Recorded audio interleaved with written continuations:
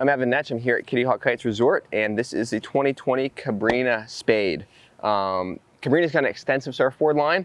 They've got the Cutlass, the S-Quad, the X-Breed, and they've got the Spade. And what the Spade is it really just kind of falls in between all of those boards. It's got that traditional surfboard outline. It's got a fairly narrow tail. It's a bit wider in the center section than, as you can see, a standard pointy nose.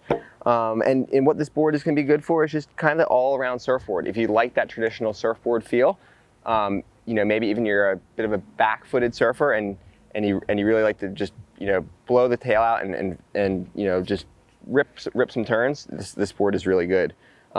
Still holding that width in the center section, it'll help the board plane off early, gives it some drive, down a wave. And just kind of gives you a little bit of that buoyancy to kind of get you through either soft spots in the wave or if the wind gets a little bit lighter. It comes with a thruster, a 3-fin setup, again, just to give a kind of a nice mix between drive and maneuverability, and with that bit of a narrower tail, thruster setup just really pairs nicely with this board.